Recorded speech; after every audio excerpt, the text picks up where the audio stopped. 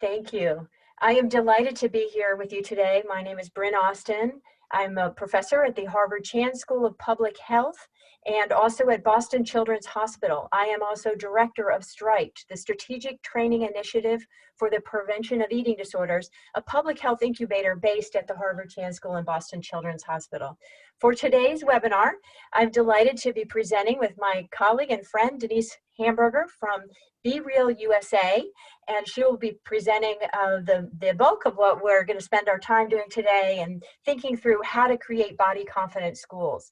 Before I turn it over to Denise, I'm going to give you a short introduction to a study that my program STRIPE recently put out a few months ago around the hard toll of eating disorders, the really painful toll of eating disorders on social life, on the economy, and all across all sectors of American society. I'll give you that and an update on our findings there for about 10 minutes, and then tell you about some opportunities for additional training, and then I'll turn it over to Denise with that.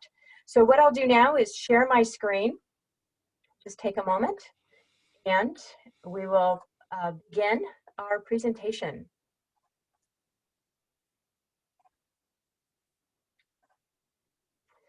All right, thank you. So as I said, I'm Bryn Austin. I'm the director of STRIPE, Strategic Training Initiative for the Prevention of Eating Disorders.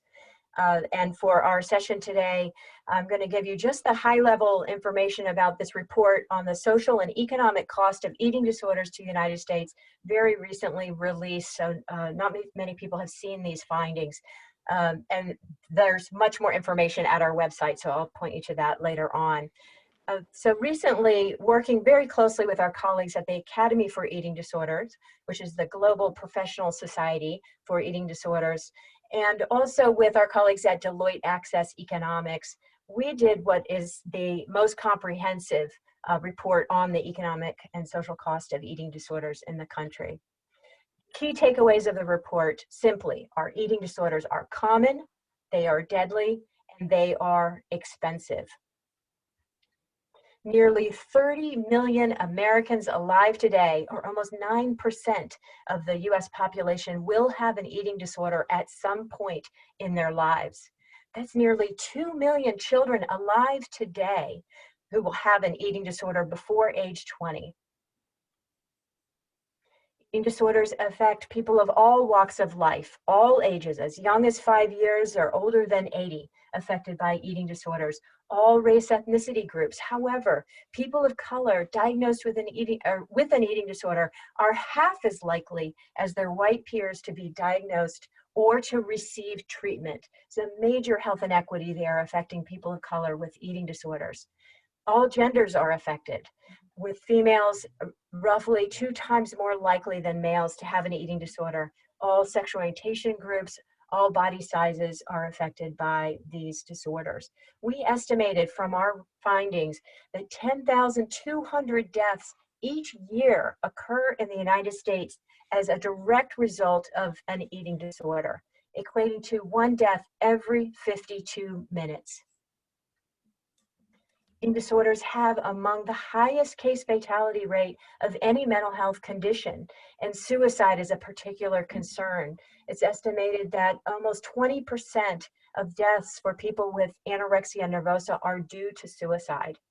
And a large study done on college campuses in the US found that those with eating disorder symptoms were 11 times more likely than their peers on campus to attempt suicide compared to those who do not have eating disorder symptoms.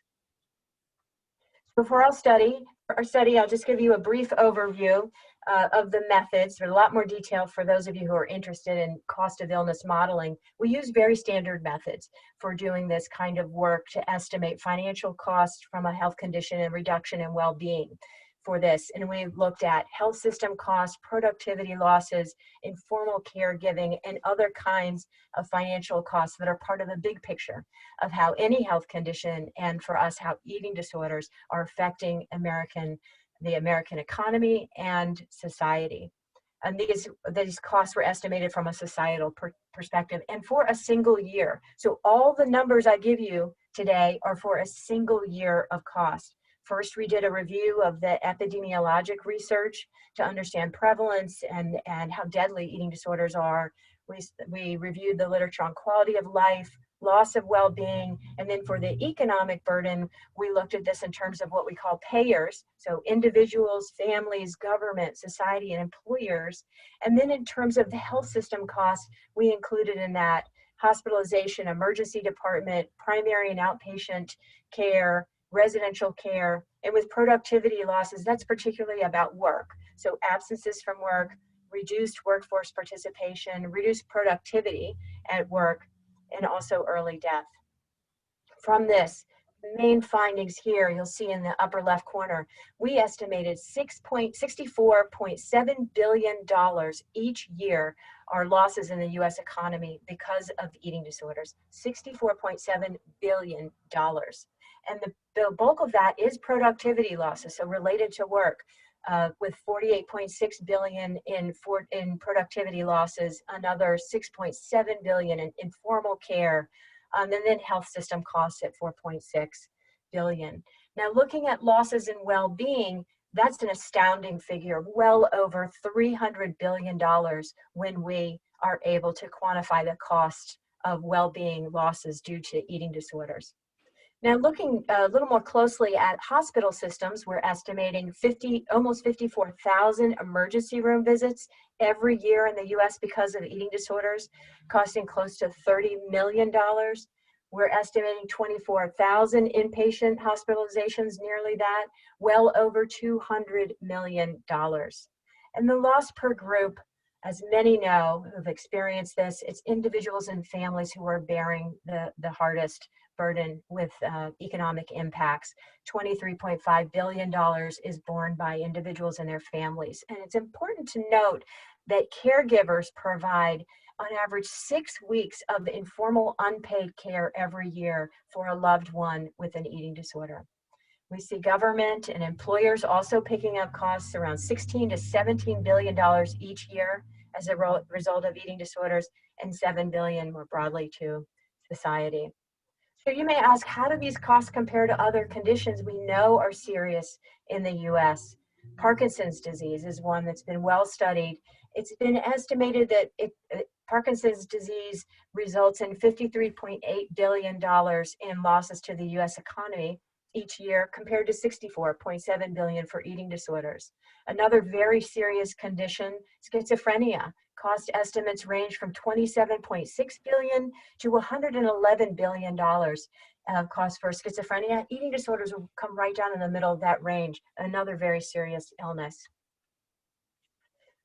So in summary, on this economic report, it's the most comprehensive study to date. It demonstrates the depth and the breadth of the impact of eating disorders on the US.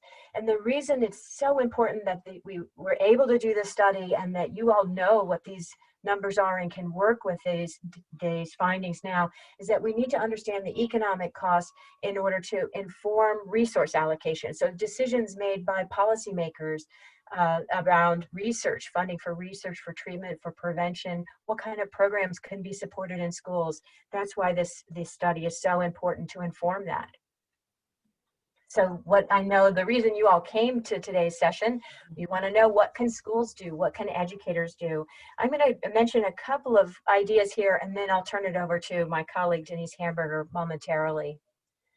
And that is my first recommendation. Creating healthy environments in schools will be critical to be able to support body confidence in young people and prevent eating disorders. The Be Real training, you're going to get a taste of that today with Denise shortly. She has a longer training if you like what you see, and I'm sure you will. There's a longer training that she can offer to schools and school staff, and she'll tell you more about that in a little bit. My second recommendation is to do eating disorder screening in schools, and this can be done in the school nurse's office or in other settings.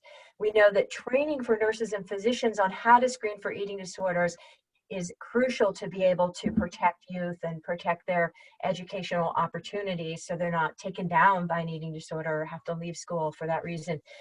But few nursing and medical schools cover this. So the school nurse, many of you are school nurses, or your colleagues may not have had that training in your own professional training, but we're offering that now because we know when the nursing and medical staff don't have the training to screen, it's not happening. And as a result, the majority of people with eating disorders now actually do not receive treatment because they're not being picked up.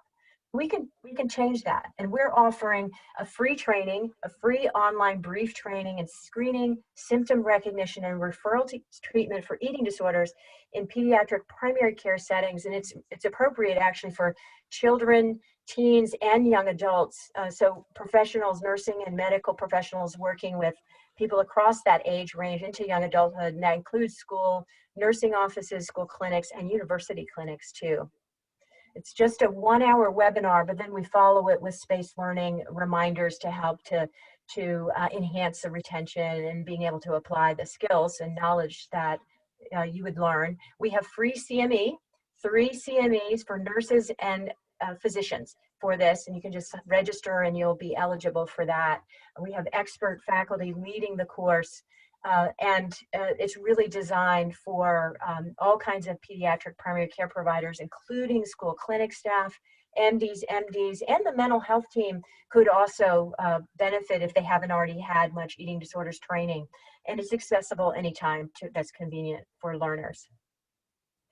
Learning goals: to be able to describe eating disorders and gaps in care, to be able to recognize signs in a student who may come into the school clinic's office, as the school clinic or the nurse's office, to screen, to know a little bit about the treatments that may be offered to a young person, and to demonstrate a free tool online to help you refer in your local area for expert care if a student seems to have a sign of an eating disorder. So I encourage all of you who are school nurses to take a picture of this page, or we'll also put the link in the chat so you can copy it from there to be able to sign up for the training, free CMAs, and very brief online. And then also for those of you who want to delve into the much more of the details of our report on the economic impact of eating disorders, you can take a picture of this screen, and we'll also put the URL in the chat so you can copy it from there. So with that, I am delighted to introduce my colleague, Denise Hamburger, a close colleague and friend from the Be Real USA, who is going to present to you just a snapshot of the most excellent training that she has for school staff on how you can create body confident school environments. Denise, it's all yours.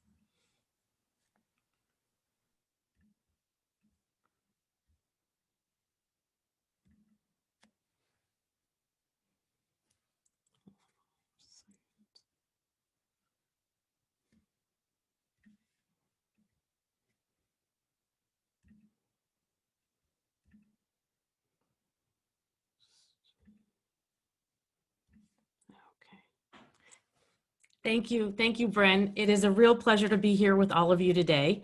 As Bryn mentioned, I'm the Executive Director of Be Real USA, and the mission of our nonprofit is to spread body confidence resources to schools all across the country. Today's topic has become even more urgent during the COVID pandemic. As educators in the audience, you know that young people are only experiencing more stress and more mental health issues during this challenging time we're all living through. The National Eating Disorders Association has reported a 40% increase in crisis calls coming into their health line during the pandemic. Today's talk, as Bryn mentioned, is Body Confident Schools, is the highlight reel actually of a longer workshop that Be Real does for schools all over the country. So as she said, you'll get a taste of what teachers, coaches, counselors, nurses, administrators see when we come to your districts. So I find all adults get the body image issues that adolescents are suffering with today. Everyone sitting on the end of this Zoom camera today has made it through adolescence. And most of us have made it through with our own body image stories. We wanted to fit in, we wanted to be attractive, just like the young people today. I'm doing this work because of my own body dissatisfaction that started in adolescence. I didn't have an eating disorder diagnosis, but my behavior was certainly disordered. For me, the bathroom scale, the number on the bathroom scale set the tone for my mood for the day and my eating behavior every morning for 4 decades. 40 years is a long time. And I don't want to see anyone, especially this young generation of girls, grow up so distracted from what they need to be doing with their lives by thoughts of their bodies and eating. They've got much better things to do. And they're growing up really distracted in today's culture. So a few years back, I taught the body image unit in a high school in the Chicago area. And as I walked in the door, the teacher told me that there were 4 children in the class already with an eating disorder diagnosis. So I asked the teacher, what's going on? That's a crazy high number. And she told me that the kids' social media, which was becoming more and more visual, like Instagram and Snapchat back then, but now it's TikTok, that's created a huge amount of pressure on these kids to look a very specific way. She was telling me that the teachers see and hear the kids struggling with this, and they don't know what to do. The good news is there are tools to help teachers and students. They've been researching body image and eating disorder prevention for decades. We know what causes the problem, and we have good ideas on how to avoid the problems. The bad news has been that these tools have not been widely disseminated. So of the 500 teachers that I have spoken to in the last 18 months, I'm thinking about 10% of them, only a small number of them, were actually teaching a body image unit in their health class, and even fewer of them were using evidence-based tools. So that's why Be Real does what we do. We bring evidence-based curriculum and current body image discussion to teachers and counselors and nurses like you, and you can bring these schools into the classroom and to the kids where they can use them. So the plan for the next hour is in 3 parts. Part 1, we're going to talk about adolescence and body image. What's going on for kids today? I've got statistics and research to share with you. Part 2, we're going to talk about creating a body confident school environment. This is what schools can do. I've got 5 steps for you that schools can do to create a body confident school environment, and we're going to be spending most of our time there today. And then in part 3, I'm going to introduce you to the evidence-based curriculum that I recommend. It's the Dove Self-Esteem Project's Confident Me curriculum. Not only is it evidence-based, which means based on the research, but it's actually scientifically proven. So what they've done is they've tested it and seen that it has the results on the children that use it that they are looking for.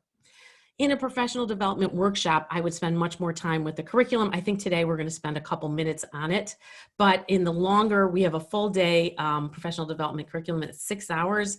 We actually teach the curriculum in the afternoon. So the participants are the students, I'm the teacher, and I show you how it's done.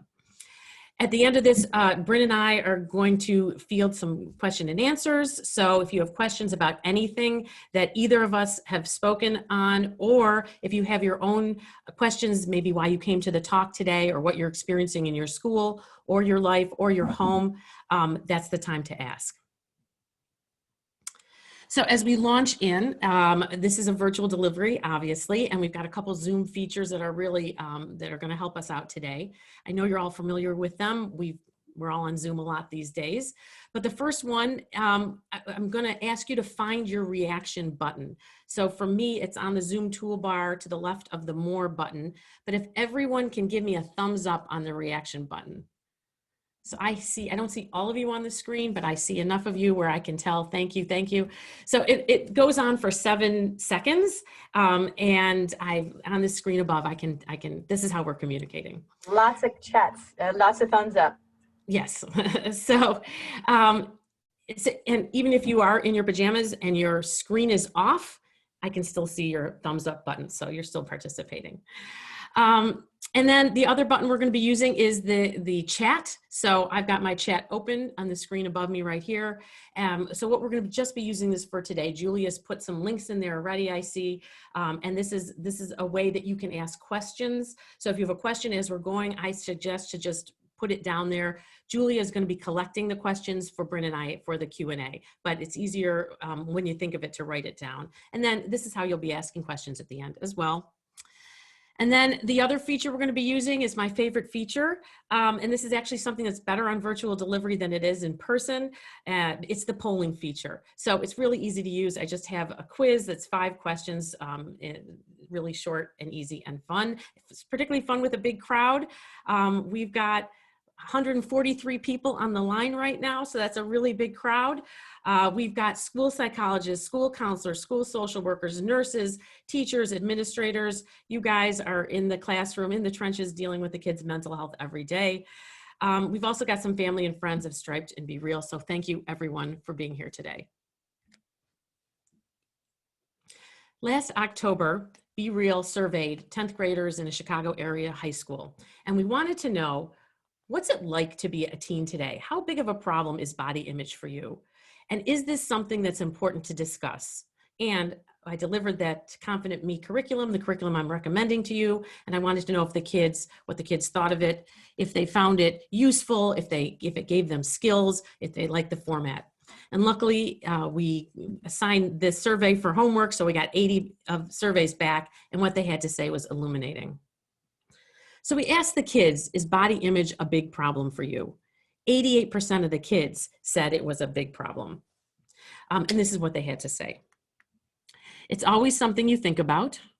All kids struggle with body image in one way or another. It's a big problem with social media getting more popular. There's an unrealistic, perfect body image put in people's heads. Kids are intimidated and sad because they don't look good enough. And people are always comparing themselves to other people. So with that reaction button that we all just found, for you working with kids every day, does this sound like what you're seeing in the schools? I'm seeing some thumbs up. This is what's going on. I usually get lots of nods from the teachers here. And I just want to define a couple body image terms. Your body image is not about how your body actually looks. It's about how you think your body looks. It's all happening inside somebody's mind in relationship with their body. You can't tell anything about someone's body image by looking at them. And we know this because the Victoria's Secret model won't necessarily have a good body image, even though her appearance is standard for how people want to look today. And we call that standard appearance the appearance ideal. But we know this because 34% of models have eating disorders. That's a statistics that is known. And most eating disorders have body dissatisfaction underlying it. And I like this definition of body dissatisfaction because it shows how common it is. So people with body dissatisfaction, or we've heard it called negative body image in the past, obsess about their looks, they worry about their weight, and they compare themselves to other people. So right now that could be almost all high school students. And people with body dissatisfaction don't care for themselves in a healthy way. They often miss signals about their bodies and their minds, about their own needs. And so they often engage in unhealthy self-care behaviors. So often in the body image world, when we're talking about body image, people bring up the car metaphor. So imagine you have a car and you don't like it very much. It's not the right shape. You don't like the color, and it makes a weird sound when you drive it. How do you care for this car? Do you wash it every week? Do you take it in for regular maintenance? Or do you treat it like a junker? And this is what people with body confidence look like. And this is what we want for the kids, for you, for everyone. People with body confidence like their bodies. They accept their flaws. And when I say flaws, this is only the difference between that appearance ideal and what they actually look like. These aren't real flaws. But they don't think they look like a Victoria's Secret model necessarily, but these physical flaws don't define their self-worth.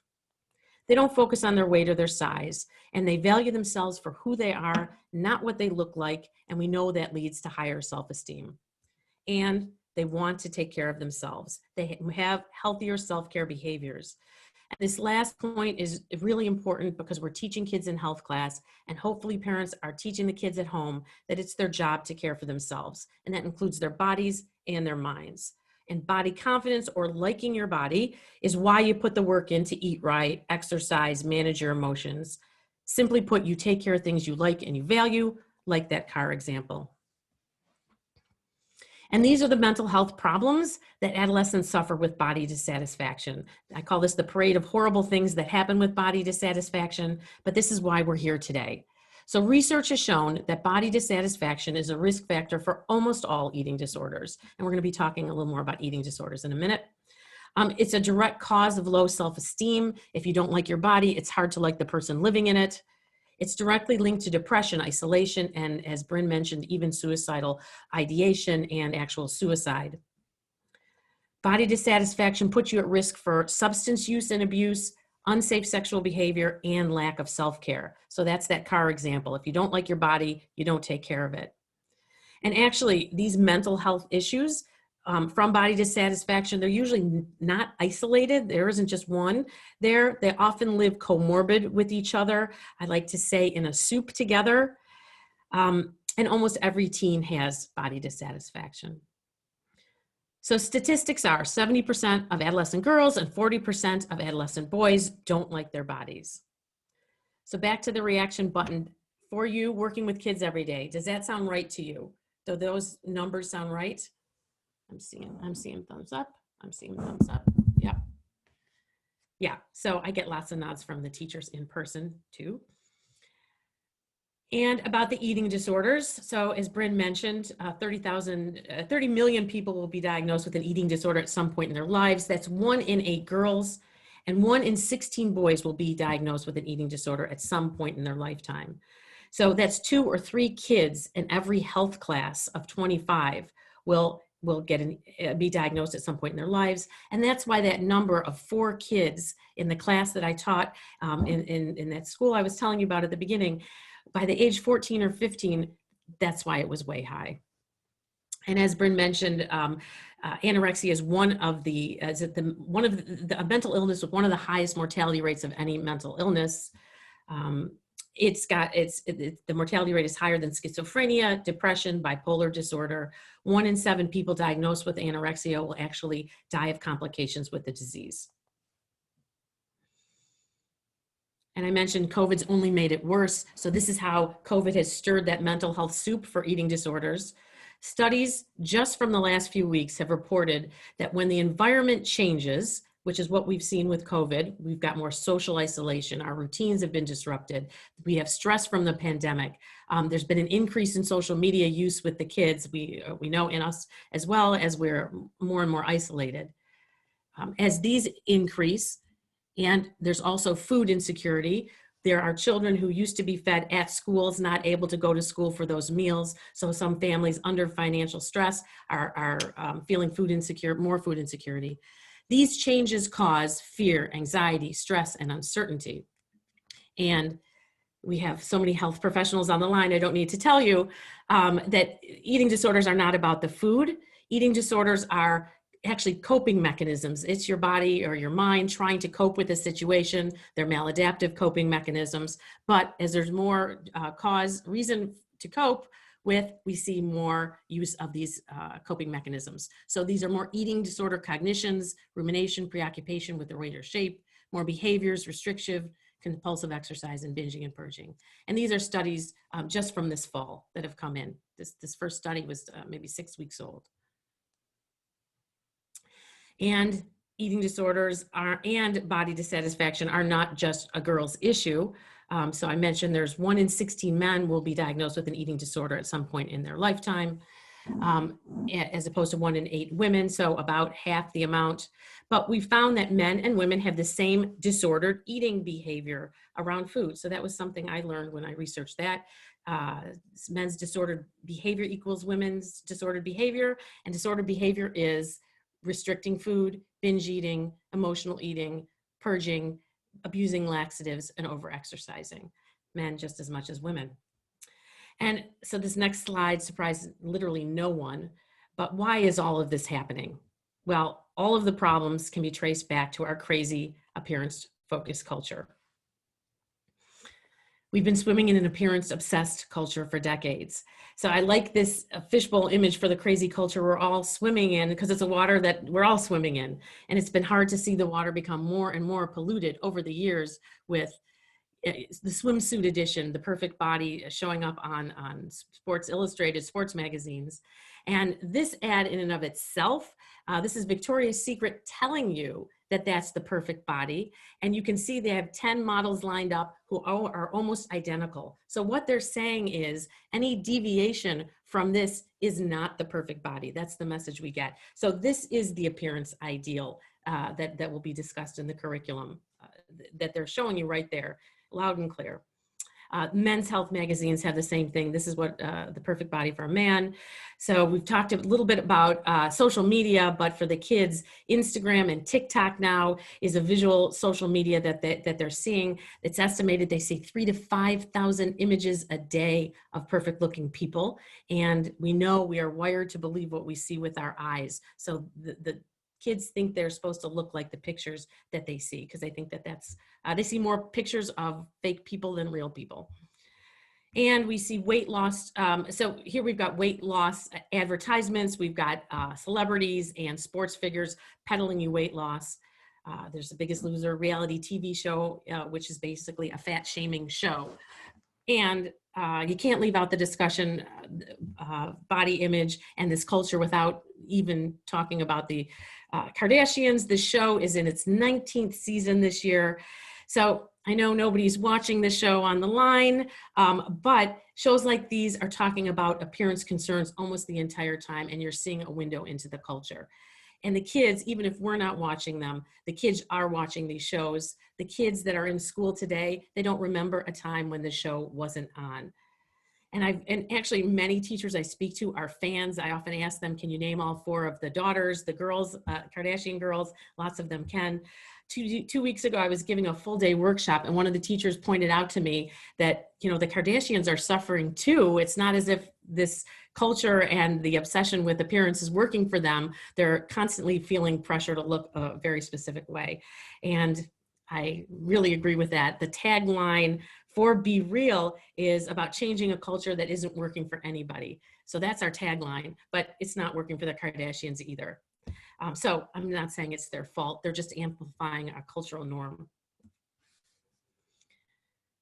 So this invisible culture, the water we're all swimming in, trickles down to all of us. Researchers in Australia showed 3 to 5-year-olds these pictures, this picture I'm showing you right now, and asked them, who'd you invite to your birthday party of these figures that are, they're starting very slim and then they're getting larger and larger. And they found the kid, well, who would you invite to your birthday party? Who would you not invite to your birthday party? Who do you think has the most friends, and who do you think has the least friends? Those were the 4 questions. And they found kids as young as 3 internalize negative attributes to this, the larger figures, and positive attributes to the smaller figures. And basically, we're social animals, and we learn to adapt to our environment very early on. And these are the consequences of the culture on young girls. 34% of 5-year-old girls sometimes restrain their food intake. So 1/3 of 5-year-olds are dieting. 28% of 5-year-olds want their bodies to look like the women they see on TV. So they're already internalizing an idea of what they should look like, 1/3 of them at 5 years old. 40% of girls between 5 and 9 wish they were thinner, so they already think there's something wrong with them. 33% of 3rd grade girls report they're always afraid of becoming fat. So that's where fat phobia starts. Because the culture has become preoccupied with how we look, each of us thinks about it a lot. So this is the mindshare continuum of preoccupation with weight and shape. We all live somewhere on this spectrum. So we were just talking about an eating disorder. Somebody with an eating disorder lives here with 100% of their mind share on food and eating and their bodies. On the other end of the spectrum is somebody who is just thinking about food just to get fed. They're not thinking about their body. So they've got about 10% of their mind share. We all have to eat. That's why we're all on the spectrum. But the problem for adolescents is when this preoccupation takes over the space in their brain, and they don't have space left for other things in their lives that matter more. And that's the white space. That's space left for everything else. And again, we have so many mental health professionals on the line, so you know this, but an adolescent's developmental task is figuring out who they are and what they need to do with their lives. They're forming their identity. Basically, they can't get that done if there's no mind share left to do it. So in the next couple days, I'm going to be sending you a folder with documents from this talk, and one of the documents I'm going to be sending you is that mind share. I call these postcards. We've done postcards of a number of the slides, our best slides, our greatest hits, and we're going to be sending you PDFs of these postcards. Also, we've got a mind share quiz for you. So this is a quiz you're going to see in PDF form, so you can take it and see where you fall on the line. So, because we've got your emails.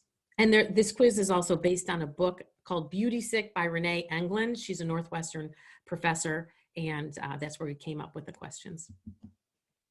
So back to identity formation. Normally we figure out who we are from many aspects of our identity. We've got our character traits, abilities, relationships, work, and our spiritual life, and our appearance. So these are all pieces of the self-identity pie. For today's adolescents, they're figuring out who they are surrounded by a culture that focuses so much on appearance. So they're relying on appearance for too much of their identity. And when all of your, I guess, identity eggs lay in one basket, like body image or appearance for your primary source of self-esteem, it's a recipe for low self-esteem. And the reason why that is basically you can't control it. So your appearance is going to change all throughout your life cycle. And your appearance is mostly determined by genetics. We think we have way more control than we do. And also it's measured externally. So you're comparing yourself to an appearance ideal that changes throughout time. And we talk about all of this even more in the longer professional development workshop. So that's just a snapshot of what's going on for today's adolescent kids. And now we're just going to get right into what schools and teachers and parents can do about this. This is for parents as well. Back to that survey of the 14 and 15-year-old children in a Chicago high school. So we asked them, is body image an important topic to discuss in school? Maybe they'd heard enough on it. Maybe they'd read enough on it. Maybe they didn't want to talk about it. 91% of the kids wrote back that this is an important topic to discuss in school. And this is what they said. Usually body image isn't talked about, and shedding light on it helped me view my insecurities in a brighter way. A large variety of ideas were expressed. I liked that everyone was able to share their opinion. It was useful knowing that we aren't alone in how we see each other and compare ourselves to others. So body image isn't a regular topic of conversation in most homes today. We know this talking to the kids and talking to the teachers. So this body image unit in the health class might be the only discussion the kids ever get on body image. It's kind of like sex ed was at the beginning. So here we go. We've got 5 steps to a body confident school. I've got a postcard on that as well that's going to be in that document folder that we'll send you. So these are the 5 steps. It's also in your agenda if you want to follow along. 4 of these steps come from a 2014 research paper called Setting Policy Priorities to Address Eating Disorder and Weight Stigma by Rebecca Poole, Diane Newmark-Stainer, and Bryn Austin here today on the call. So we know that everything they said in there was right. So step 1 is to educate teachers and coaches about body image and eating disorders. We at Be Real suggest 3 cultural shifts that we want to talk to the teachers and coaches about, and parents, that if we made many, if not most of our body image issues would disappear. So we asked teachers to look in the mirror to see if your beliefs could use shifting on food, body, and eating. And we're doing this with the hopes of creating a healthier environment to teach the kids. Kids get so much conflicting information from teachers' belief systems. So I have a story of a high school girl that I met at the school where I gave the survey. And she said that she had moved 3 times in 3 years, and she had to redo a nutrition unit in 3 different health classes. And she was given 3 different paradigms for healthy eating each time, and they were all over the map. So in 8th grade, she had a teacher who was on the Whole30, and she told the kids that sugar was the devil and caused cancer. She told the kids to look at the nutrition facts on everything they ate, which probably was the intention, the learning objective of the assignment. However, this particular child became afraid to eat. She was afraid to eat any drop of sugar, and she thought she was going to get cancer. So she got very nervous and was reading labels and then stopped eating most foods, she said. In 9th grade, she had a teacher who asked them to use a food intake journal to keep track of everything that she ate. And you can understand the learning objective there too. It was actually best practices in the 90s and 2000s to ask the kids to write down everything they ate. They don't want the kids to mindlessly eat. It makes sense. So she said at night she'd get in her bed and she'd start going through and she's like, did I write down the rice for lunch? Did I write down a 1/2 cup or 2/3 cup? And she started ruminating on it, which we know leads to kind of obsessive behaviors, and that's moving you down the spectrum, that mind share continuum. So we don't want the kids ruminating on the food, especially a particular child who's got a propensity to do that. In 10th grade, she was at the school where I met her, and luckily the nutrition teacher there told her to eat everything in moderation, but she said that she wasn't given tools to figure out what moderation meant. So after 3 nutrition classes, she said she felt very lost. This story isn't surprising. I think we adults are subjected to so much conflicting information on food and eating ourselves. Our culture tells us so much. There's so much in the media about the right food and the right way to eat. Often teachers tell us when we talk to them about nutrition that they really just aren't even sure what to say. Some schools do have a standard curriculum. Most of the teachers I met, they're asked to create it themselves. So this story is about the influence teachers' belief systems can have rather than the best ways to teach nutrition. That's not our specialty here. But on body confidence, our specialty is body confidence. And we know if you line up your thinking and lesson plans with the shifts that we're about to go through as guiding principles, that's where you have the best chance of creating the body confident environment for the kids at your school. By the way, this material, I don't know if I mentioned this or not. Oh, I told you about the polling. We're going to have a short quiz and it's on this material, just so you know. So it's going to be on these 3 cultural shifts. Just trying to get you to your ears to perk up. So the first belief that needs shifting is the belief that thinner is better. This is the water we've been swimming in forever. This is everywhere we turn. It's the idea that shrinking your body is the key to a happy life. So these are compliments on losing weight. These are perfect body solutions cropping up every day with new supplements, diet pills, magic cleanses, food restricting lifestyle plans, protein powders, exercise regimes, all with the idea of shrinking your body. We want to shift this belief to healthy and active is better. Especially we want to do this when we're teaching the children to care for themselves. We teach the children to eat right and exercise to keep their bodies healthy and fit for their use, not someone else's viewing experience. So our bodies are instruments, not ornaments. So what can we do? In the classrooms, we're going to ban the body talk. So in the larger professional development workshop, we go through more to-dos, but we're talking about just about the one today here. Teachers and parents too, we want to focus on the power of our words. So putting shift number 1 into practice, we want to lessen the importance of appearance. So we want to stop talking about appearance. So what does that mean? We want to avoid talking about a particular child's weight or size or appearance to them. And I've had teachers say to me, well, who's going to do that? Who's going to talk to a child, say to them, oh my, you've gained some weight. But this is one that's maybe more for parents and households. There are households and cultures where it's actually normal to say to somebody, oh, it looks like you've put on a few pounds. And it's very normal for parents to say that to kids. I actually got a comment a couple years ago from my aunt, who is now in her 90s, when I walked in the door, and she just said, oh, it looks like you've put on some weight. So it does happen, and maybe it's less in the school environment and more in the home environment. But we also want to avoid talking about our own weight, size, or appearance. So I mentioned there was a teacher who told the kids that she was on the Whole30 diet, the one that told them sugar caused cancer, but she was telling the children she was dieting, and she was sharing her own views on this. She was sharing her own views on this. Then we want to also avoid talking about other people's weight, size, or appearance. So those are the comments we see all the time. Somebody shouldn't be wearing that dress. That person didn't lose the baby weight. We see this on reality TV. We see this in our environments all the time. The message the kids get when we use body talk is that we don't want the children to believe a person's worth is measured by their weight, size, or appearance. So for homework, I usually assign them, especially if I have a 2-day session.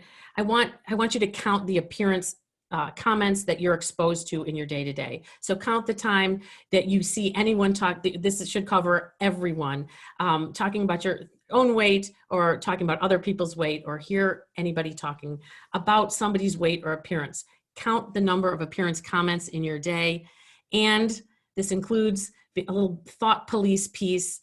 We want to include your own thoughts in your head about yourself and your own thoughts in your head about other people. So start making hashtags. And then this also includes if you see on TV, somebody on TV telling you that you need to go on a diet, or the Nutrisystems or a commercial telling you that you're not okay the way you are. So I've assigned homework. I'm not collecting it, and a test. So this is probably more than you bargained for today. All right, so our second shift is, instead of fixating on body measurements, we want to focus on taking care of yourself. So we're teaching the kids how to take care of themselves. So we want to teach the kids that this is about the process of self-care, not the results, which are the body measurements. So we're focused on the results when we obsess over external measurements. That could be the number on the scale, BMI, clothing size. These external measurements, when they were created, were supposed to be tools to help us. So when having a bathroom scale became popular in the 60s or the 70s, we used it to generally inform us of weight fluctuations. Nobody was weighing themselves every day and getting their day ruined by the scale like I ended up doing for so many years. So what we want to teach them to do is avoid focusing on the numbers. We want to teach them what we want them to know. We want them to know how to take care of themselves. So putting this into practice, teachers, we want to, again, avoid appearance focus. We want to avoid comments about changing your weight, body size, or BMI by dieting or weight training. Again, the message you're modeling is your body is a thing that needs fixing. Instead, you want to emphasize the self-care behavior goals, not the weight goals. So for example, if you're starting a new exercise regime, you don't want to talk about fitting into your high school jeans, that's the appearance focus, or losing 10 pounds, that's the appearance focus. You want to talk about how you're looking forward to feeling stronger, or maybe running a 5K in the fall. These are behavior goals. So this is a small but mighty shift in focus and intention, but it makes all the difference. So when you're talking about exercise and moving, we want to talk about eating well and moving your body for your own mental and physical health. And you can talk about the joy it brings you, the mind-body connection, even how you sleep better. These are the physical results that you will get. And this slide is really a compilation of what self-care could look like from the research.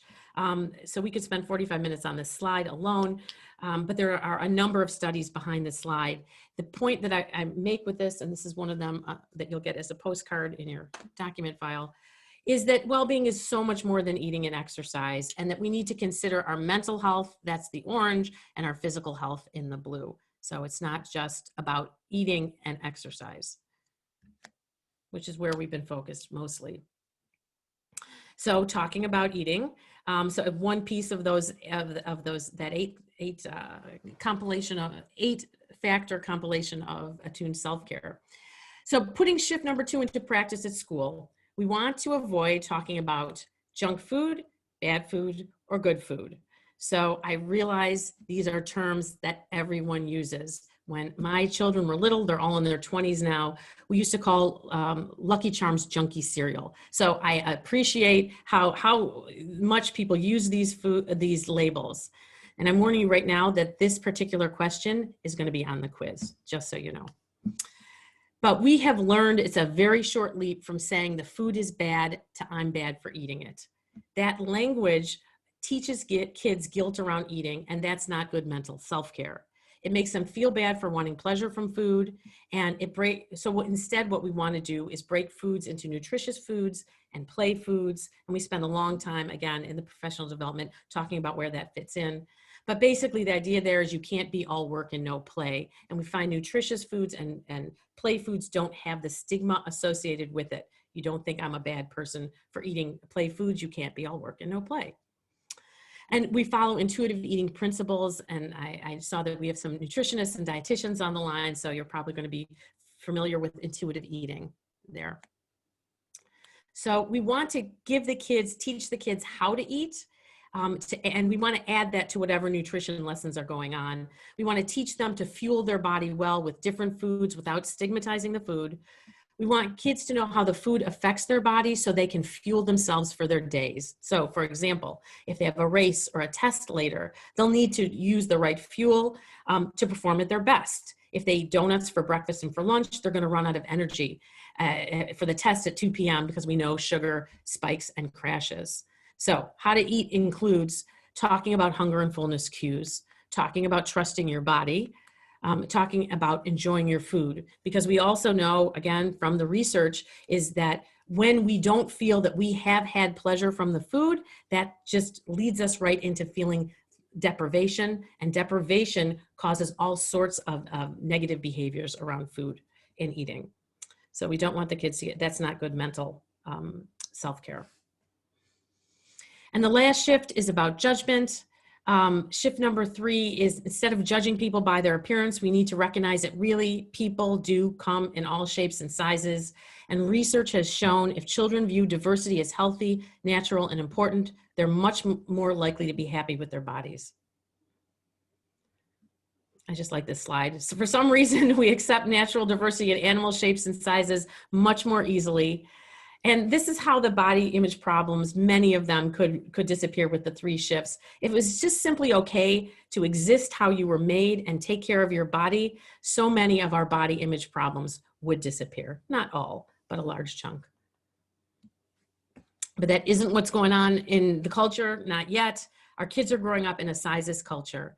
70% of kids' movies have weight-related stigma. 90% of these target children in target characters in larger bodies. 85% of kids report seeing classmates teased about body size in gym class. So when I'm teaching in a middle school, I always ask the middle schoolers this question. I always say, have you ever seen somebody teased for their body size? And I have yet, 100% of the kids raise their hand. They have all seen somebody be called fat or have been teased about being fat before. So these are the 3 cultural shifts.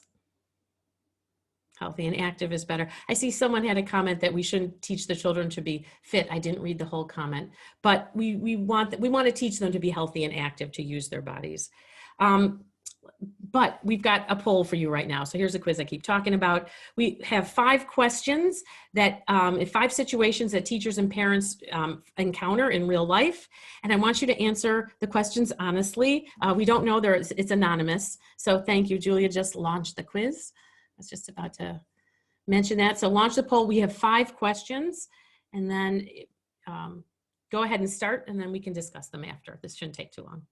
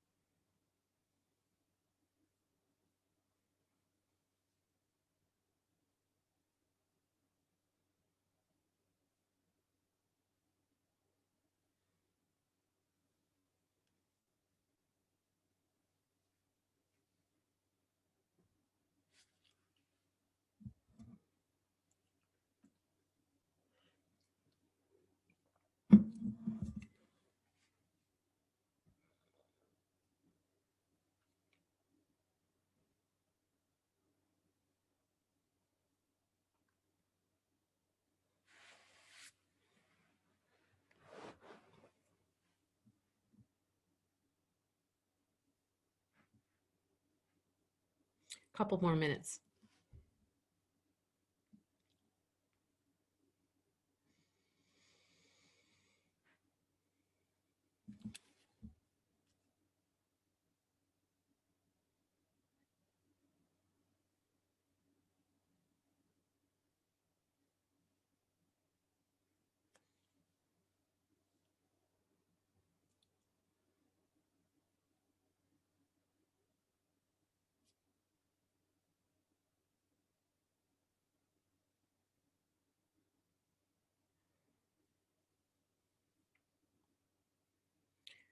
Okay, we're slowing down. We're going to spend 30 more seconds, and then I'm going to ask Julia to show you the results. I think we're sticking at 96 people answered. That's good. All right. Julia, can you end the poll and then share the results? That's great. So that's why it's so fun. You can see how we had almost 100 people voting here on this. So that's so interesting. So almost 100% of the people voted on the first one, that what you say, that people come in all shapes and sizes. So you can see how this represents our 3 cultural shifts. That's actually shift number 3. I'm just going to focus on a couple of these. Number 2, and you got you can toggle through yourselves, so you can actually move the screen. So I'm going to talk about number 2. You can get to number 2. So I'm going to talk about 2, and I think what was the other one, number 4. But basically, you might have noticed a pattern as you've gone through them. The answers A, B, and C were all represented the same thing. A was what you could say after you've attended the Cultural Shifts lecture. It's what we want society to do after it's been shifted. So that's actually shifting away from diet culture. That's a casual answer in number A. Letter B is actually the rule behind the shift away from diet culture. So for number 2, answer A was there are no good or bad foods. Food is just food. So that's the casual answer. And answer B is there are foods that are more nutritious, that fuel our bodies well, and there are foods that are more for play. They both are good foods. You can't be all work, no play. That's the rule. C would be diet culture's answer. So this is something that really seems normal to most people, and I'm hoping it looks a little insensitive after you've been through this lecture. The last 20 minutes, maybe you've changed your opinion on that. So for those of you who did answer C, and nobody did here, but on any of these, we had a couple people answer C on number 3. What you can do is look to number B for the rule, and look to number A and see if your belief systems could shift in that direction, because that's what we're recommending. So see if that is possible for you to think that way. So the other one I wanted to talk about is number 4. A child tells you they feel fat in comparison to a friend's Instagram picture. You say to the child, everyone's shaped differently. It would be boring if we were the same. So all of us answered A or B, and nobody gave the mean answer in number C. But you'd be surprised if you launch this poll before this, you get a lot of different answers. Also, I want people to answer honestly too, to see if this is convincing or you still hold that belief or not. So I'm trying to see if we have any number C beliefs. We had a couple up there.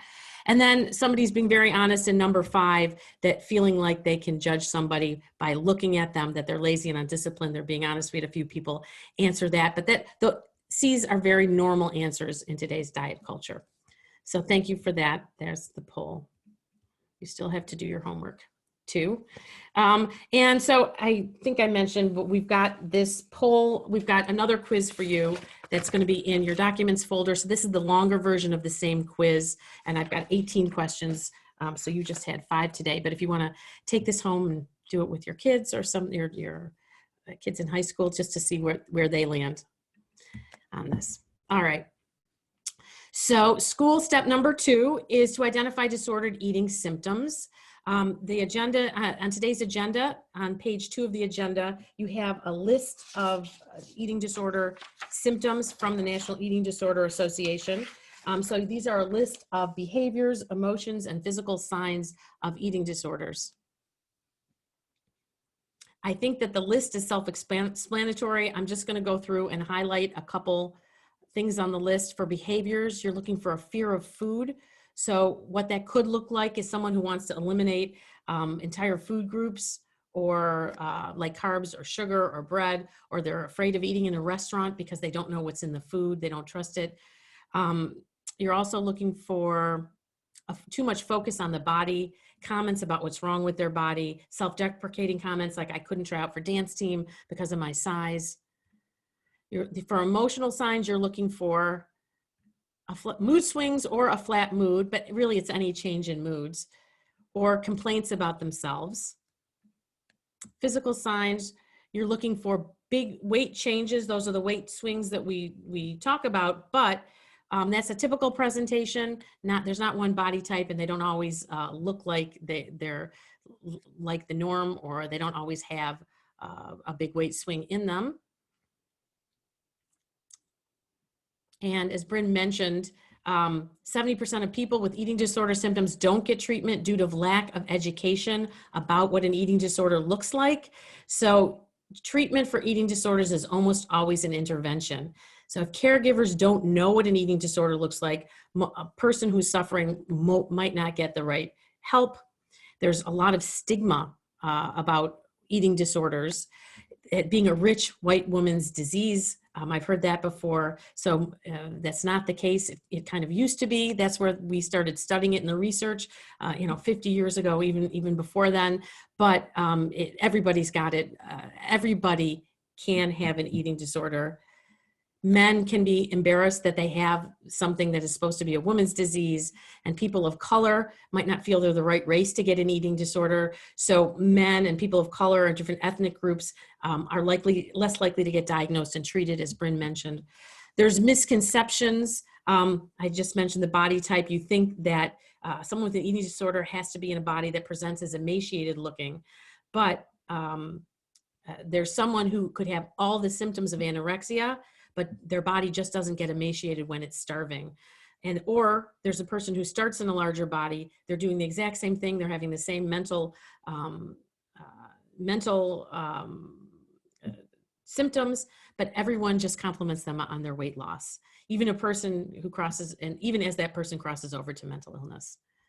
And also we're talking about anorexia, where a person won't eat enough food, but binge eating disorder is actually the most common eating disorder, and that's where people are eating large quantities of food beyond fullness. And then there's bulimia, where people eat large quantities to discomfort and then they purge. So many people are not super skinny with an eating disorder, and many people with the other eating disorders like bulimia or binge eating disorder could be in any size body. Oh, there's not the right age. People think it's a young person's disease, but they've recently found an epidemic of eating disorders in middle age. And the LGBTQ community actually struggles with a higher incidence of eating disorders. And people with disabilities struggle with many body dissatisfaction issues, from mobility to disconnection with their bodies. Some students are pre-wired for eating disorders. They have many risk factors. So the risk factors for eating disorders are a history of dieting. I think I've read recently dieting increases your chance of getting an eating disorder by 18 times. Perfectionism, family history of eating disorders or OCD, anxiety, all or nothing thinker, behaviorally inflexible. They say with eating disorders, it's a combination of nature and the environment, nature and nurture, and that nature loads the gun and the environment pulls the trigger. And basically there are enough triggering factors in today's culture to pull all available triggers out there. And if a teacher needs more help figuring out what to do when identifying a symptom, step number 3 is about contacting the right person at your school. So step number 3 is about appointing a point person at your school to monitor and communicate about body image and well-being. And this could be a social worker or counselor with eating disorder training, someone who has resources outside the school and knows when to use them. So with today's audience of school psychologists, social workers, school nurses, and counselors, this is a role you could fill. So I asked teachers in professional development, would you go to if you had a problem at your school? And they mostly say you, the social workers, the psychologists, the nurses, the counselors. And teachers assume that these people in their schools have more training on eating disorders, which I found out could be true, but may not necessarily be true. It depends on the education, when you got educated, if they even talked about eating disorders in your training, and the professional development you've attended, if it's include discussion on eating disorders. I usually have 1 or 2 counselors or nurses in each group of 25 teachers that I teach. So I usually find that there's a mixture of knowing a lot about the topic and not knowing that much. But from having so many of you in the audience, I know that you all have a better understanding of this mental health soup that body image lives in and how it all fits together, which is really helpful. Because this point person could end up focusing on nutrition and eating disorders and prevention in the schools, be a resource for students and staff, again, to come to with questions. You could include other issues around bodies for girls and boys, like sexual harassment, teasing, LGBTQ issues around the body, disability. You could do in-service training for teachers. So you could be the one to suggest bringing us to the school, especially if you're responsible for the big picture mental health of the environment at the school as part of your role. You could implement body image curriculum like we're just going to touch on today. You could create high-risk groups. So when you do screen for risk with the kids and find children, and you will, because statistically they're in all of your classrooms, you would give them, actually you could form a group and give them a different curriculum. So there's a curriculum actually created for high-risk groups that's actually even more effective, not to be used on the general population like the one we're talking about today. And then again, have resources outside your school and know when to use them. Step number 4 is about adopting an anti-harassment and discrimination policy about body size. So again, school psychologists, social workers, counselors, nurses could be the right people to bring this to the administrator's attention. There was a study from back in 2011 on school bullying, and it's found that the #1 reason children are bullied in school is being bullied about weight or size. And it beat out, so weight and size beat out sexual orientation, race, disability, and being teased for religion or bullied for religion, not teased. There was a National Education Association report on size discrimination a few years back. And basically what they found is for fat students, the school experience is one of ongoing prejudice, unnoticed discrimination, and almost constant harassment. From nursery school through college, fat students experience ostracism, discouragement, and sometimes violence. Many people think that teasing a child for his or her size might be a good thing on some level. It might motivate him or her to do something about it. Maybe they'll eat less or they'll exercise. This is actually a common belief, and it's actually never happened. Studies on children bullied for weight and size found children who are bullied about weight usually end up eating more food as a coping strategy for the bullying. Bullied children have higher rates of binge eating and they exercise less. We know that from research. And we know that weight stigma is a significant risk factor for depression, low self-esteem, and body dissatisfaction. And that comes with that parade of horribles on that slide we saw early on in the presentation. We know why that is. So there's another very famous study here on this slide from 2010. It's cited over 1,000 times in the literature, and it says that shame is never a motivator to take care of oneself. People who are ashamed most often end up ashamed of themselves, and they end up disliking themselves. It's back to that car example that liking yourself is the necessary motivation to do the work to take care of your body. Or as this slide says, you can't hate yourself into a version of yourself you can love. So schools need to have a protocol in place on teasing or harassment based on weight or appearance. Make sure that protocol is enforced. Just like if someone were being teased for race or religion, schools should review posters, books, and materials to make sure they include all shapes and sizes, just like they do for racial diversity. Ensure that students of all sizes are encouraged to participate in activities. And kids in larger bodies say that they often feel invisible.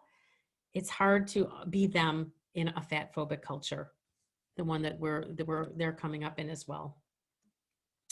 And the last thing schools can do is adopt, to make a body confident school environment, is to make sure it's using tested, evidence-based body image curriculum in health or advisory classes. As I mentioned, I'm recommending the Dove Self-Esteem Project's Confident Me body image curriculum. It's a free resource. It's really focused on middle school and early high school curriculum. We've got the web address in your agenda today. You can find it. You can download all the resources from the web. And I'd just like to give you a little bit of a background. So I like to talk about the mission. I'm just going to talk about it for a second because teachers tell me, you know, why doesn't Dove sell soap? Why are they making body image curriculum? And I like to read their mission statements just a little bit. Our mission is to ensure that the next generation grows up enjoying a positive relationship to the way they look. They want to raise their self-esteem and help children realize their full potential. So this reads like a nonprofit mission statement. I actually used this mission statement when I was creating Be Real's mission statement. And they've invested a lot of resources into the material. They've hired the best educators, academics, researchers, teachers, and who did I miss? But all the best people to create this resource for us. It was created 10 years ago. It's, as I mentioned, it's been scientifically tested and it's been improved upon year after year. They've made sure that it's been done right. I've met some of the people at Dove who have commissioned this, and they really care about their mission, just like a nonprofit. There are 2 versions of Confident Me. There's a 5-session workshop which has 5 50-minute sessions. It's for middle school kids. Obviously, it goes slower, covers more. The single session is 1 50-minute session. It's a good refresher if the kids have already had the 5-session workshop. Let's say they had the 5-session in 7th or 8th grade, and then they could do the single session as a refresher in 10th grade, 9th or 10th grade. For high school, Dove recommends adapting the material to your needs as you would for any teacher. Most teachers take the lesson plans and they fit them into their schedule and their teaching style and how they want to teach. So what you'll see about this, if you go to take a look at it, is they have some pictures that are rather young, really for middle schoolers, and some exercises that would be a little too young for high schoolers. And Be Real has actually created our own adaptation of Dove's Confident Me for high school. And I've got a link to that. It's also a free resource on page 1 of your agenda. And you can get that. It is a free downloadable resource from us. And I was finding that I wanted to give teachers an out-of-the-box curriculum that they could use tomorrow. I kept on promising them, you can teach this tomorrow in your classes. So I wanted to make sure that they didn't have to spend too much time adapting it. So we've got that as well. The curriculum is created to be self-explanatory. The teachers don't need training. I do find if they do get the training, because I train them, they're more likely to use it and be familiar with it. The Confident Me website has a few worthwhile 3-minute videos, which I highly recommend. And just again, for a second, these are the resources you get. You've got lesson plans and slides for the class and handouts for the classroom. And I just like to show this slide to show you how they've thought of everything. They give you learning objectives. And here they've this is a slide that shows you what you get with one lesson. You've got a couple videos, handouts, worksheets. You can use them for homework, and then the presentation and the lesson plans. So again, very comprehensive. That's what I'm trying to say with that slide. So that's Confident Me. For teachers' tips, we've learned from using Confident Me that a couple things, words to the wise, you don't want to share personal stories or use guest speakers who've recovered from eating disorders. We don't want to glamorize eating disorders in any way. A child who might be susceptible to an eating disorder might not hear all the horrible things that they've said about their eating disorder, but just look at them and say, hey, you know, she looks fine. You know, she looks great. That could be me. So their mind isn't working logically along these lines at that stage. Want to avoid role plays for the same reason. You want to avoid having kids do research on body image or eating disorders for the same reason. So there you have it. Exactly 1 hour, 60 minutes. Well, I'd love to come present at your district or your school. We've got a staff of people, they can present as well. Julie's putting the Google format, if you're interested, into the chat. So, oh, there she is. There's the link in the chat. If you're interested in discussing the best way for your teachers at your school to have access to these resources, I'm showing you, we give you a flyer when we do the workshop. You can see the flyer for today's talk on the right, and then on the left, this is the flyer we give to the schools, so you can advertise it for your teachers. So that's all I've got to say. I hope we can continue the conversation, and thank you very much. And Bryn and I would love to take questions.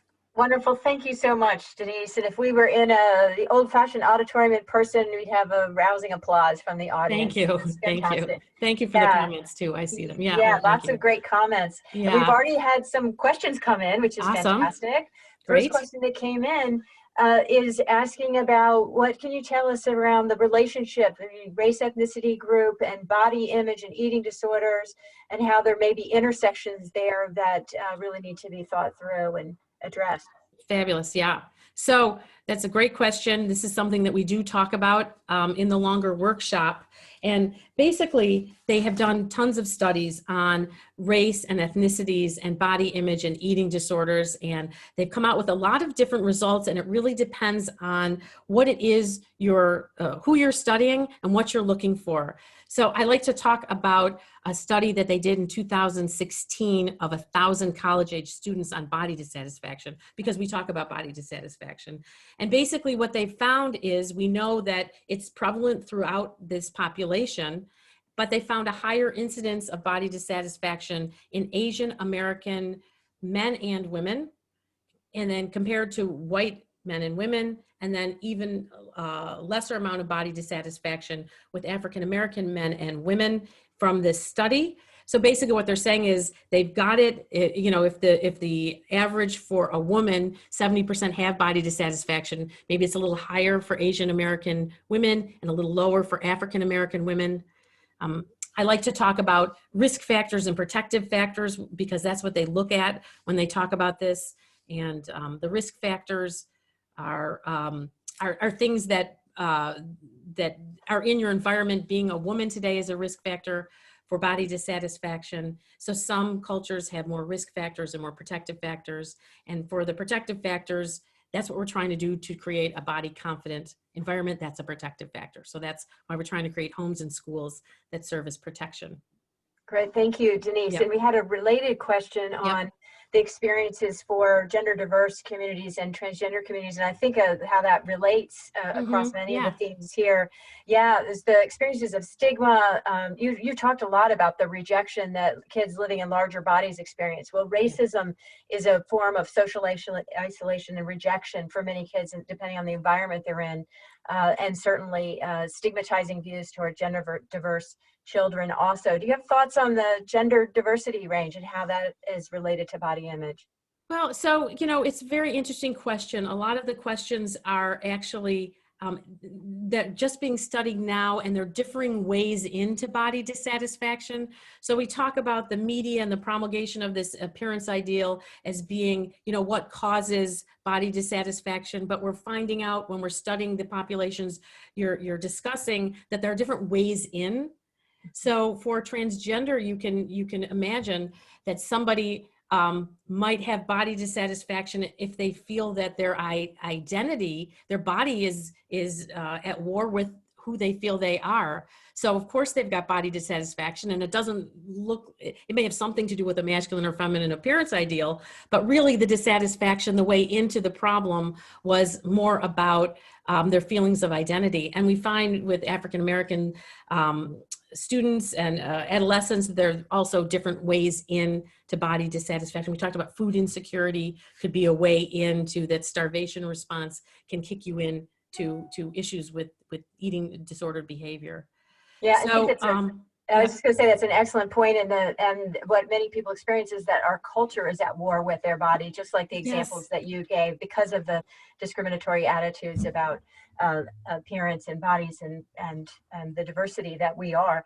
Next question is a different vein, asking about what can be done in a school when you know there are students who are in recovery for an eating disorder. How do you create a supportive environment in that kind of context? What a great question.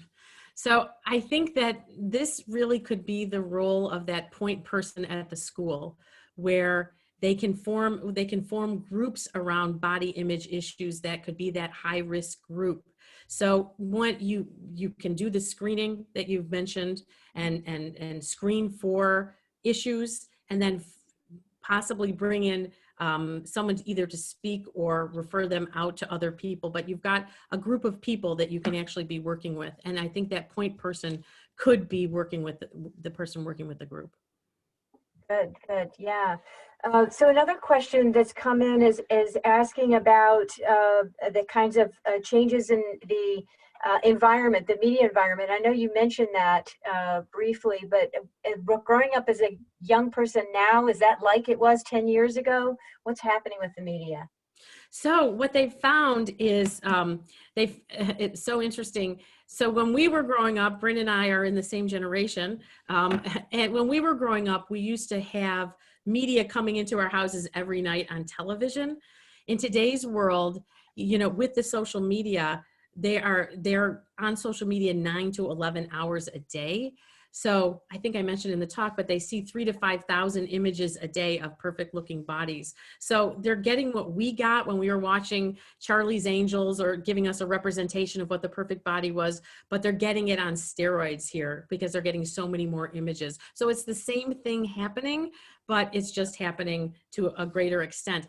And there was one study that I found. It was actually, it wasn't a study, it was an article that said that our grandparents, so this would be Bryn and my grandparents, they actually saw as many images in their entire lifetimes as the kids see in one day. They saw 3,000 to 5,000 images in their entire lifetimes. So, oh my gosh. Yeah, crazy. That is astounding. It's astounding.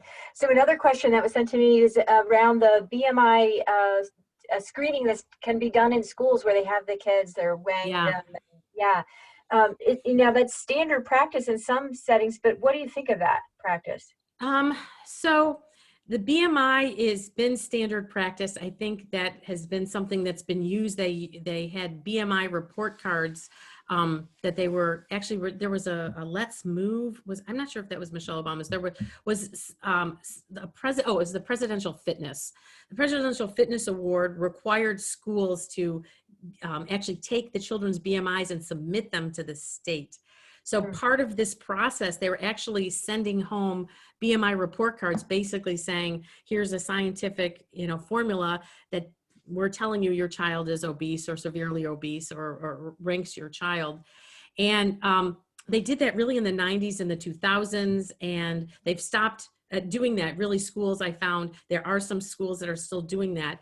But what they've found is, as you can imagine, can be very traumatizing to the kids to actually get on the scale, either in front of a group, hopefully they're taking them off to the side, have them plug in numbers, and then, come back with a result that, oh, guess what? Because of this BMI calculation, you're obese. And the problem for kids, I mean, it's a problem for adults too, but the problem for kids is that the BMI actually takes the top 15% of all kids and puts them in the obese category. So you can imagine, like, you could have a girl who's been through puberty by 6th grade, where she's way ahead of most of her, the kids in her class, and she's built like a woman. And so she weighs more, and she's put in that obese category. And, it doesn't distinguish between fat from skeletal weight, muscular weight, or adiposity. So it really isn't a very accurate measurement, and it really doesn't tell you much. It was created for population studies, not individual use. So it's not a very effective tool. Yeah, thank you. Thank you.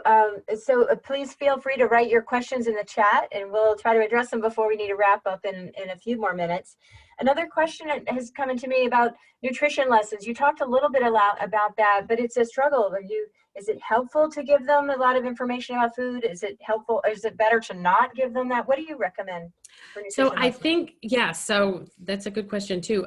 So I think most schools I've been to and most teachers I've talked to, they do give nutrition lessons. I think that's actually required in most states, to give nutrition lessons to the kids. What I found with them when we talk about their nutrition lessons is some schools have standardized curriculum, and some schools require the teachers. It could be all over the board, like the school that I was at. They didn't have a standard nutrition curriculum.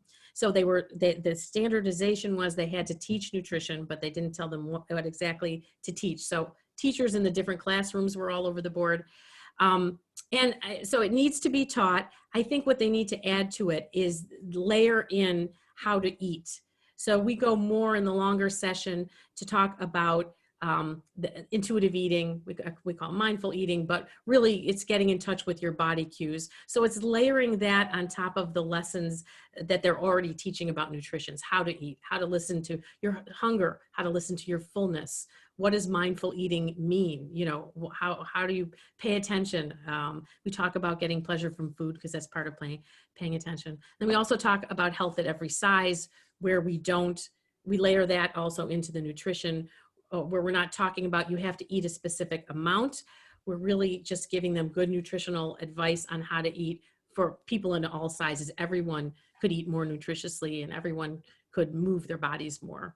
That's part of health at every size. So. Great, thank you. We have another question specifically about elementary schools. And the one curriculum you mentioned is geared more toward middle school, you work at high school. What about the elementary age? What are your recommendations there? So there isn't a curriculum out there that's specifically for elementary school to be used in classes. The universal use is in classes with boys and girls. I know that there's one coming down the pipeline, so hopefully there will be one soon. I've heard of one, but there isn't one that I know of right now that for use for elementary school ages. What you can do is kind of layer in a couple things. You can layer in the cultural shifts we've talked about into some of your lesson plans. There are books for elementary school age, middle school age that actually talk about body image and I wish I had my list here, but I don't. But there are books that you can actually talk about and start a discussion going. So you can use these cultural shifts as a background to maybe talk about books that talk about body image. Great, thank you, thank you. And we can, I know there's some other questions that have come in or that you may want to ask, you'll think of later. Julie, I'm wondering if you could put the URL for the Stripe website and the Be Real USA website so people can track us down easily.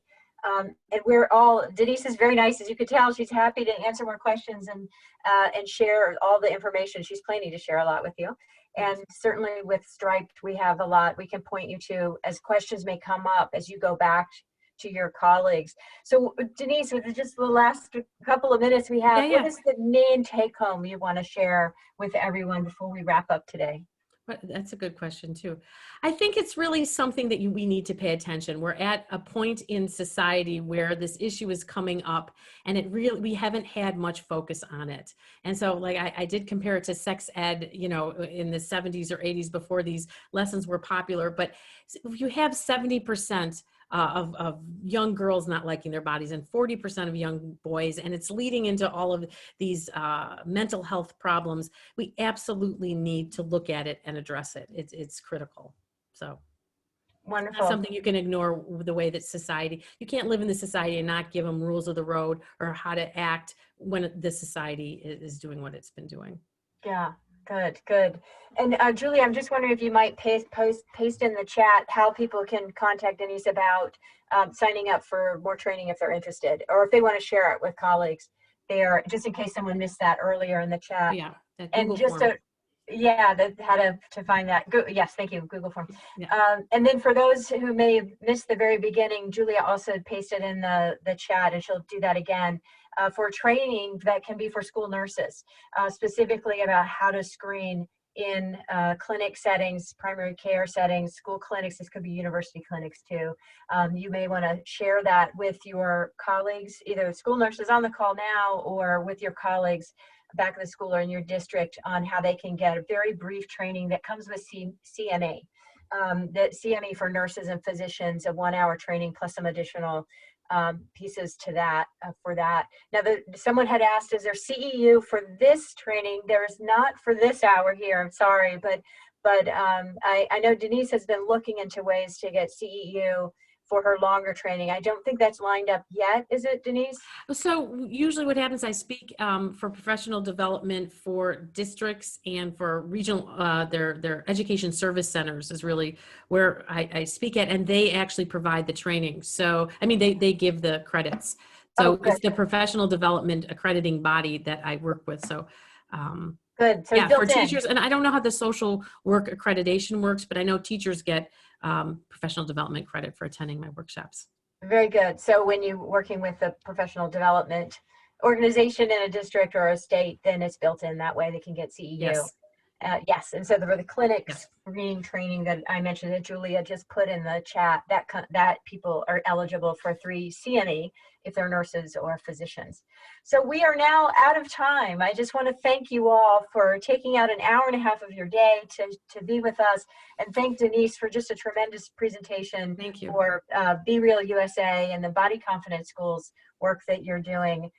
So much more we could cover, lots of great questions. There's a few of you we'll follow up with who sent direct questions to me, and Julie and I will follow up with you, but please always feel free to reach out. Go to the Be Real USA website, the URL's in the chat, or you can go to the Striped website. We've got lots more information there for you. So with that, maybe Julie, you could just leave it up for another minute so people can copy out of the chat, so before it disappears. And thank you all. I hope you have a great rest of your day.